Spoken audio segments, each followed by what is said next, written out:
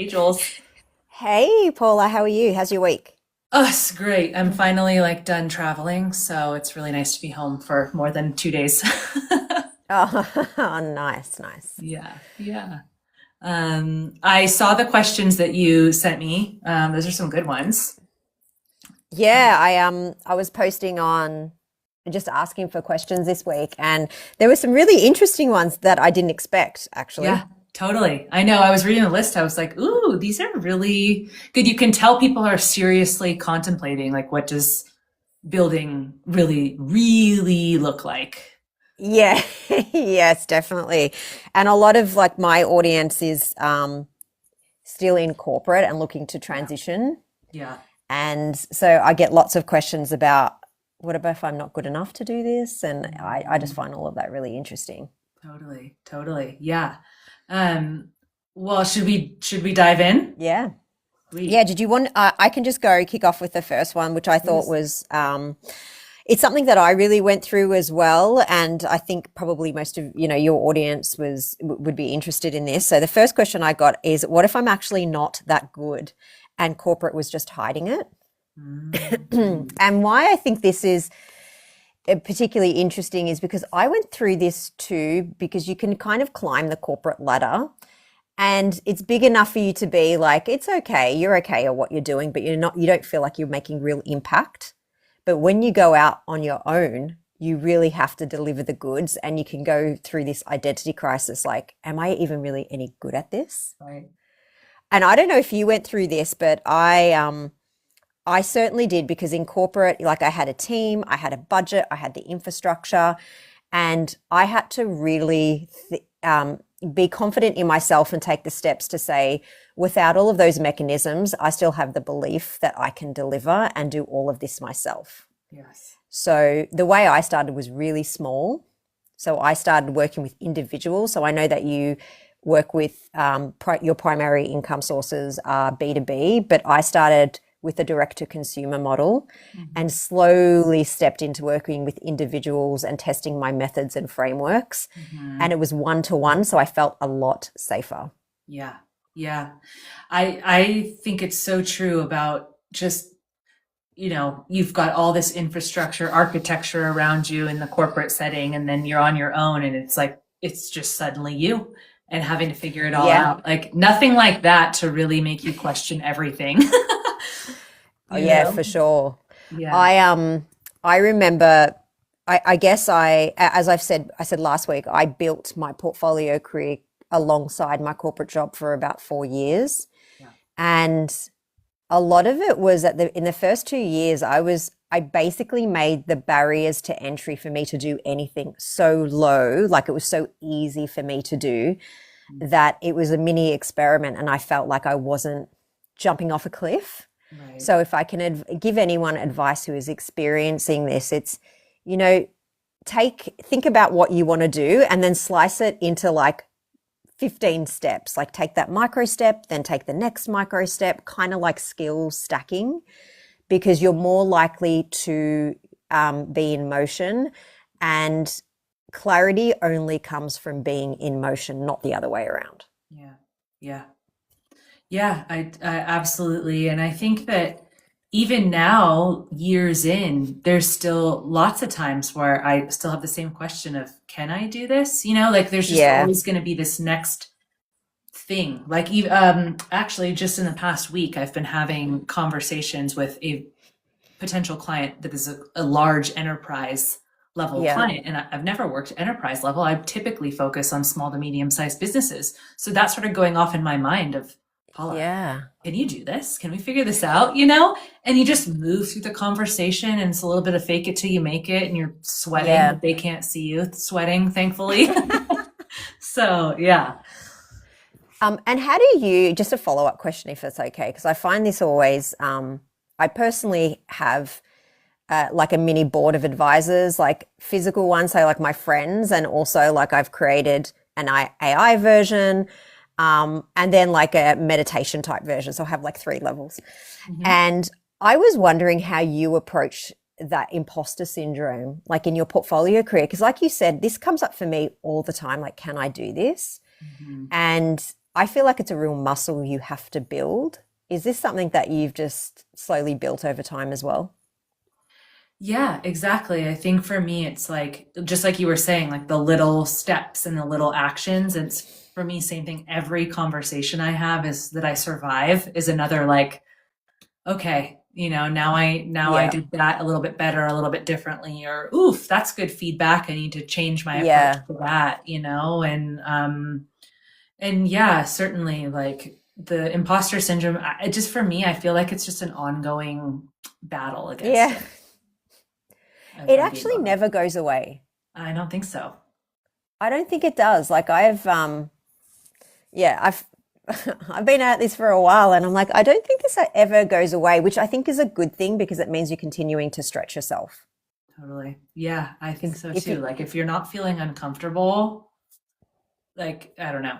Like even like I think I talk about this a lot with pricing too. yeah. When Oh, you're yes. pricing your contracts and things, like you actually probably should get to the point where the number makes you a little bit queasy, and then Yep. that's when you probably know, okay, like I'm probably at what like the market will allow, or because like at least for me, I tend to undervalue myself, or certainly did early Yeah. on, and yeah, so I think it's just a constant, you know you chip away at one part of the imposter syndrome and it pops up over here. It's like whack-a-mole. With pricing, I get pricing questions like consistently, and I imagine you do too with your audience. How do you find market pricing? Like, are you talking to a lot of people? Are you kind of guessing, or is it a mix? Because I mean, I can give you my experience, but I'd love to hear what you're doing. Yeah, I definitely want to hear your experience. So a bit of both. So I think Yeah, initially I was doing the whole what I suggest people don't do, but it's like how we don't know until we know. But I was like yeah, doing the math based on my corporate salary and like reverse engineering that into like what do I think that I should be making. Um, And then over time, when I got the easy yeses, I took that as a signal of I could probably push my pricing a little bit, because you actually want to get to the point where there's some level of negotiation happening, yeah, yeah. right? So that, and then recently, so I actually just am about to start beta testing a tool that is a scope optimizer and a pricing tool. So for Oh, that, cool. I've gathered a ton of data, and then as part of that tool, I'm folks have they can opt in to anonymously share their pricing data, so the data set grows and gets more precise over time, because this just doesn't there's not many points of reference out there. I would love to extend that to the ANZ geographies if you're open to it, Yeah, because yeah. the pricings and it depends on like it's similar to you. The way I worked out my pricing, or the way I was kind of taught when I first started, is you divide your corporate salary by the number of days worked, Mm-hmm. and then you plus on 40% on the top. 40, Because the wow. 40% is sick pay, and we get 25 days holiday, pension, and healthcare. Because we also, in Australia, if you earn over a certain amount of money, you get taxed if you do not have private health insurance. Mm. And so there's like incentives for you to opt into that scheme. And so I was like, the way I was pricing was like, oh, I'll get my salary plus X amount on top. Mm-hmm. But I was still underpricing because I forgot to price in my business development costs, my multiple conversations and coffee chats, my administration, paying for systems and tools and AI tools that need to be factored into the way of doing business. Mm-hmm. And so all of that, I was like, oh yeah, that's on me. Yeah. Until slowly I started talking to, I just have this fantastic group of women in Melbourne that I've connected with who are also consultants. And when we started sharing how much we charge, I'm just like, what am I doing? I'm Yeah, underpricing. totally. But it's, you kind of don't know until you have that comparing with other people. Yeah. Yeah. 100%. And it's Yeah. really tricky. It's tricky. It is, it's uncomfortable. It feels very vulnerable, right? To say, Yes. this is money going directly to me and you know it. So you tie your like personal value to it in some ways. Yeah, and also I don't know about I've never worked in the US, but I've worked in Europe and Australia, and there's a real it is sorry, my computer just died. It is quite kind of unattractive, and it's like a faux pas for you to talk so openly about salary Yeah. Uh-huh. and day rates. Like Yeah. in some organizations, you are not allowed to talk about how much you're getting paid, Mm-hmm. Mm-hmm. even with your coworkers. Yeah. And so I kind of grew up thinking, I can't share this information. Yeah. And now in my own business, running my own business, I'm like, no, the more transparency, Yeah. the better it is. And I know, and I love how much transparency you provide on your channel, because that's even given me ideas. I'm like, oh, I should be doing that too. Right. Totally. Yeah. Yeah. I think it's only in the past couple of years do I feel like it's less taboo to talk about. Yeah. And then you've had the laws pass, at least in the US, where the job descriptions, at least certainly in California, but I think it's now more broad, where they have to state the salary range right on the job description. Oh, that's Um, good. yeah, so that it's like about pay equality and all of that. So then therefore, I think there's just a lot more discussion around it now. Yeah, cool. We don't do that in Australia, but I do know, like in Australia, you're not allowed to ask. So if you're going through a process to work with someone, Yeah. it's illegal for them to try to figure out if you're lying or not. Like they can't go to your past client and say, "Did you pay them this much?" Yes. And so there's those types of things. But I think in the end, it's kind of like this trust process, right? It's like, well, Yeah. I'm just going to trust that we're going into a really good relationship, and that I'm going to give you really great energy and work, and then I get paid for it. Yeah, totally, totally. Yeah, and just a reminder, everyone on can feel free to drop questions in here. We source some questions ahead of time, but can you talk about how to keep LinkedIn going? Is a question that Mandy just asked. Yeah. Okay. So, Mandy, do you, if you're still, if you're on, could you just, is it around like your pipeline management on LinkedIn, or is it like your thought leadership? Because my mind instantly went to thought leadership for clients, like getting clients. Okay. Paula, do you use LinkedIn Oh yeah, for your client? Yep. definitely. Do I've you want to? consistently used LinkedIn from the start. I just feel like that's where our clients live, at least for Yeah. me in my consulting work, I'm working with companies, organizations. Yep. And I've really been focused on, the thought leadership as a way to do business development, meaning I talk about the type of work that I do and the impact that I'm bringing in an anonymized way, but I'm bringing my point of view. And do you have like a cadence where you're on there 3 times a week? Like, what's your cadence? Twice a week. Yeah. Yeah. Great. Yeah. And I have a block in my calendar. Today's my day. I write them and schedule them for next week. Oh, nice. And how is it, like a mini blog post, is it? Yes, I try to keep it short, and it's just like, just again, trying to just say, here's how I'm thinking about this, or I recently worked on a project that XYZ. Yeah. Okay, cool. Yeah. How about you? Yeah, so there's also a Sales Navigator question. I don't use Sales Navigator, so I might hand to you if you do. But from my point of view, so I recently moved back to Australia from living in Europe for nearly 10 years. So I had to kind of restart my network again. So I consistently post on LinkedIn, although lately for the last 2 weeks, because my son's been on school holidays, I've been a bit poor with my scheduling. But I usually consistently do 2 to 3 micro blogs a week. And generally the way I create content is I write a long form piece of content on Substack, and then I slice it up into mini blogs. And my call to action generally is like, sign up to my Substack, because I'm trying to grow my thought leadership. Yep. And then from a secondary point of view, I scan for people that are quite interesting that I would love to work with. And I just consistently follow their work and try to provide value and thought-provoking comments. Yes. to build that relationship so they can see me, their network can see me. And not so often, but if I really feel a connection with someone and I've commented enough and we have some rapport going, I'll go jump into their DMs, or I'll find them in another platform and say, hey, love your work, would love to connect with you.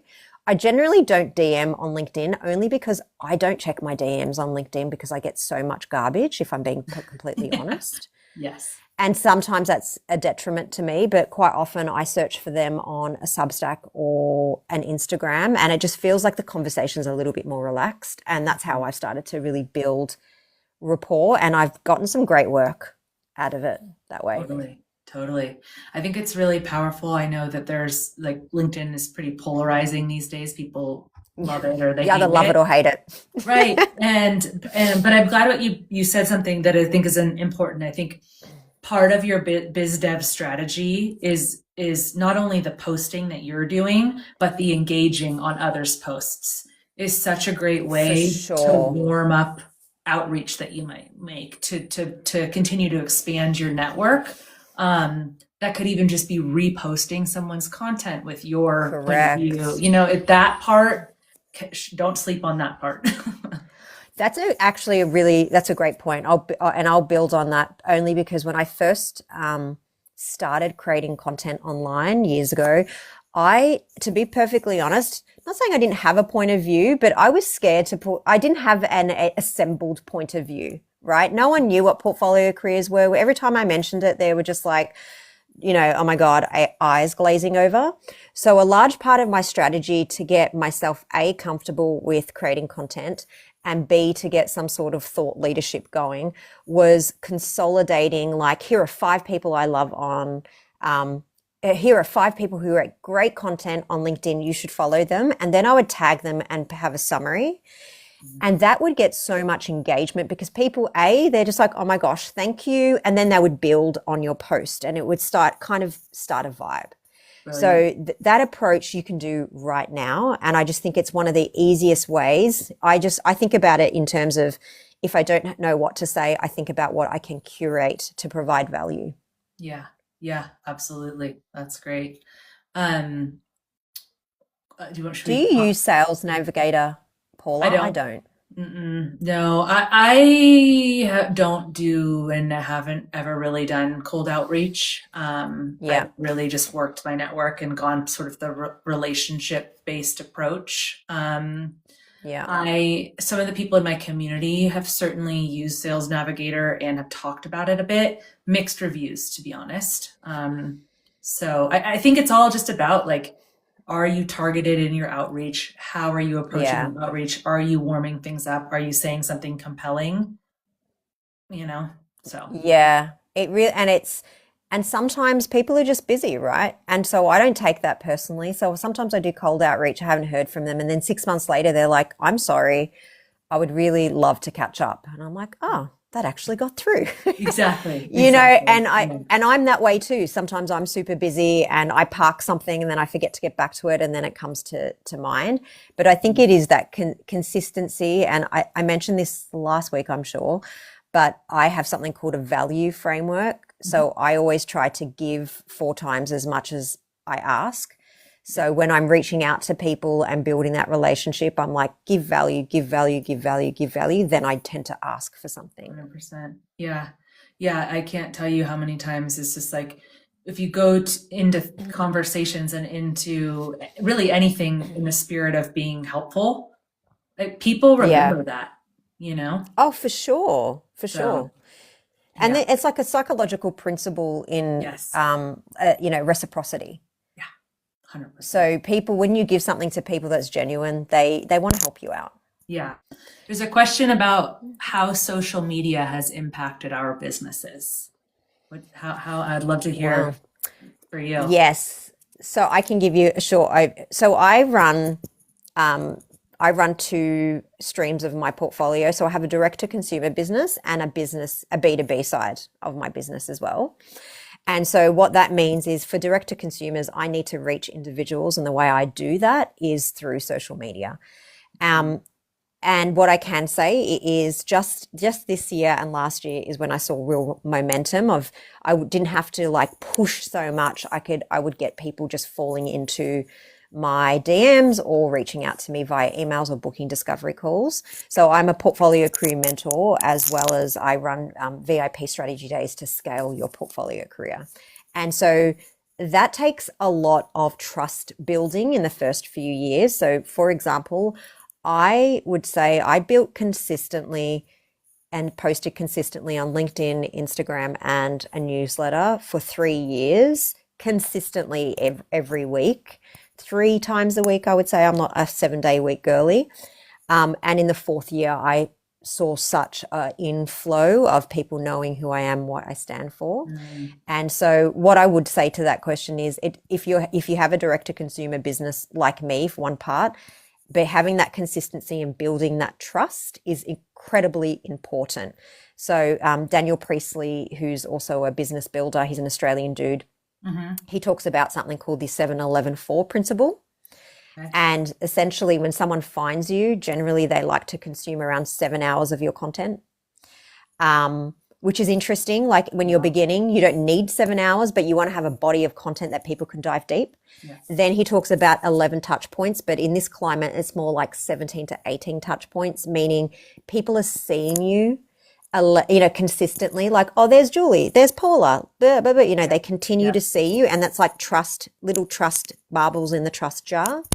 And then 4 stands for like 4 locations. So people like to see you live. They like to see you in written format. They like to see you on other platforms. So then they're building this picture that I think I can trust this person. Yeah, totally. And so I followed that principle, and it is completely revolutionized my business. From a B2B point of view, I generally don't like, I don't post for the B2B market. Because I post generally for the direct to consumer market, but people in businesses have approached me and said, oh, Jules, what you wrote on the flexible workforce, we could use that in our team. Yes. And so it's kind of like a halo effect. Yeah. Sorry, that was a long answer. I got really excited there. No, it's great. And similar for me, my consulting work, so B2B, I actually just posted today what companies actually pay me to do as a fractional head of operations. So I'll try to do that consulting authority post like once a week, maybe. I'm in conversations with a company that wants to hire me, and that came through social media. So that's my first B2B opportunity. On the B2C side, so I have content, I have digital products, I have a community that I run all about educating people on how to start consulting. Social is my primary driver for that. 100%. I'm on Substack. I don't have nearly as much traction as you do, Jules. So really and honestly, TikTok for me, I can't figure out Instagram. TikTok has been a huge discovery engine. Yeah. So, I am really surprised at TikTok. So this is not generally my primary place. I like written form. So I've really invested in Substack. Yeah. So actually a lot of my business comes from Substack. Cool. And people seeing me show up in written form. I've been experimenting with TikTok, because TikTok, you can just get, what I love about TikTok compared to Instagram actually is people will like your post. They will ask you questions. No one's really scared to jump into your DMs. It just feels like, hey, can we chat?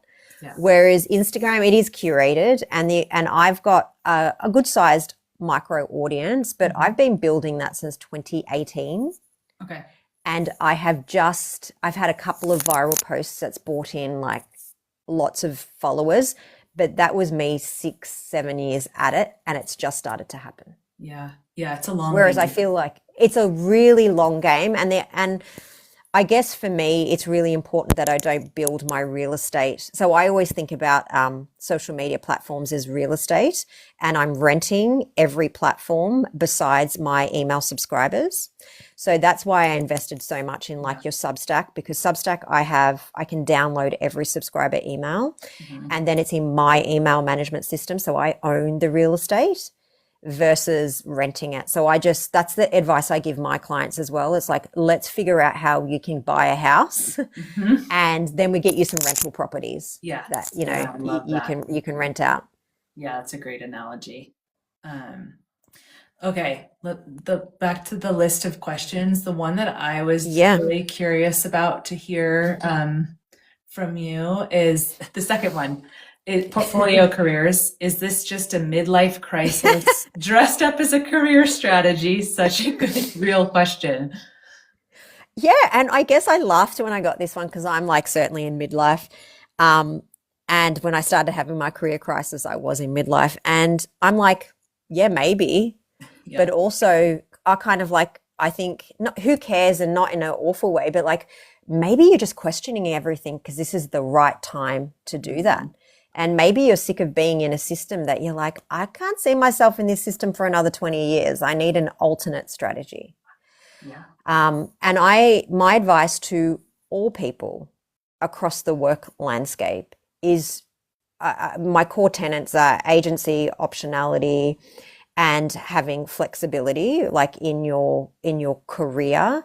And even if you do still have a corporate job and you're thinking about like, I think I'm liking this portfolio career thing, I want another income stream, start testing, start having fun and start playing.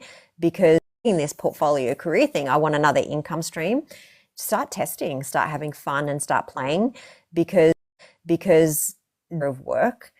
And we're seeing that the corporate contract is being deconstructed. So my advice is, if you're thinking about it, there's a reason, and lean into it and have some fun. Yeah, wholeheartedly agree. I think there's a lot of narrative right now around crisis. You're seeing these posts about the millennial crisis, and I mean, I'm like, am I in crisis, or to your point, am I just at the age where I'm taking a step back and thinking, what do I really want the back half of my life to look like, and feel like. And feel like, right? And I use like an unconventional tool called human design, which is basically your personal operating system. Mm-hmm. So you could think of it, if Myers-Briggs and the chakra system had a baby, it would kind of be human design, right? Like that's the way I describe it. Yeah. And the reason why I love this tool is because it just gives you permission to say, you know what? I'm working against my energy. I don't love that format. I'm really curious about something else. Like, let me have a play. Let me see what lights me up. Mm-hmm. And I don't think it's just millennials. I don't think it's Gen Xers. I don't think it's just Gen Zs. I think we're all collectively going, hang on. Yeah. Let's think about a different way to look at this. Let's go back to first principles thinking and say, how could I potentially do something different in a different way? Yeah. And I personally don't want to consistently call it a crisis, because I just feel like we're in scarcity and lack. It's like, okay, how can we turn it around and be more like, how might we do this? How might I approach this? How can I have fun and do something different? Yeah. Yep. Exactly. Yeah. There's another question in the chat. I know we're coming up at time here, but this is another good one. I work full time and I'm starting consulting on the side. How do I manage that? It's a very good question. Yes, it's a good question. I will quickly answer if you're okay, Paula. Please. Unless, did you do this too? Because I can't remember. Or did you? Yeah, you did this too. Yeah. So that's great. So Mandy, I actually built my portfolio career over a solid 4 years, from 2020 to 2024, before I had enough consistency of income before I resigned. And I recommend everyone to don't quit your day job. I know that you also say this, Paula. I loved one of your videos you did about this, because firstly, I'm all about regulating my nervous system. I need income. I have it, like most people, I couldn't just quit. That wasn't available to me. Mm-hmm. So I needed to find a way in order to test these income streams while I still had core income. And actually, the way I phrased it in my mind is that my core job became my personal investment fund into my future. So I started having portions of my salary investing in coaches or courses to help me with my income streams. Mm-hmm. Now, the way I started building is in 2 ways. Firstly, I had a direct-to-consumer business, which is I was working for individuals. So that was easy for me to manage out of work hours. Mm-hmm. Secondly, when I was getting to the pointy end of knowing that I wanted to resign and I wanted to work with B2B clients, I put something in place called an LOI. It was like a letter of intent. We usually use this in venture or when you're buying businesses, etc. And so with 4 organizations that wanted me to consult to them, I put in place a letter of intent that within a 90-day period, I was going to resign and start working with them. So I had guaranteed income. And that helped with my whole resignation process because I was like shitting myself if I was being honest, because I'm like, oh my God, what am I going to go into? And so I just put some of these things in place, which people don't really talk about. I know you talk about them. That's why we connect so much, but you can really do things on the side to validate your income streams and then grow them before you decide to make the leap. Even you can say to your organization, can I go part-time? Yes. Like why do you need to resign? Yeah. Like maybe you can go part-time. Yeah. So I know lots of people who have done that as well. Yeah. Yeah. Yep. Very, very similar. I did both in parallel for a period of time. And that was just, I knew it was never going to be fully comfortable to take the leap and go out on my own, but I needed to get as comfortable as possible and set myself up. And for me, just understanding like what the signal was going to be. And it wasn't a certain number in my savings account. I didn't want to burn my savings down. I wanted to have a signed contract and one in the pipeline. And then I was ready to fly. Not that it made it easier to take the leap, but just, there's like Mandy said, like there's bills to pay. You know?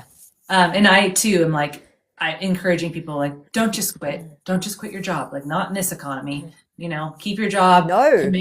Know that you're like doing both things for a while. That's a lot of work. You're going to be busy, but you're doing it with intention. Yeah. And that's what the final thing I'll say, because I know we're running over, is I would encourage everyone to think about what flexibility and freedom means for them. Because when I was in corporate, I thought flexibility meant I'm never working in the evenings because I was forced to work in the evenings and travel so much and work on the weekends, and I hated it. And I thought, well, flexibility and freedom means never doing that ever again. But actually, when I started building on the side, I would get up every day at like 4:30, 5 a.m., do 2 hours before work. Then I'd work 3 or 4 evenings in the week.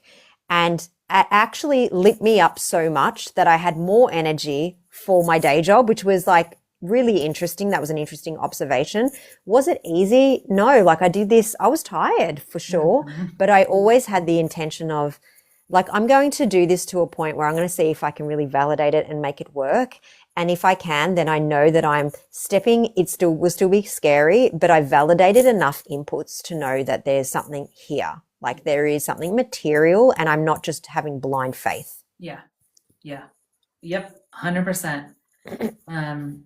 Well, this has been fun again. I know. Do you want to do it again? I was going to say we should do this again. Yes, 100%. I would love to next week. I feel like there's just like so much more to discuss, and absolutely. Thanks for all the questions. Thanks for tuning in. Thanks, Jules, for.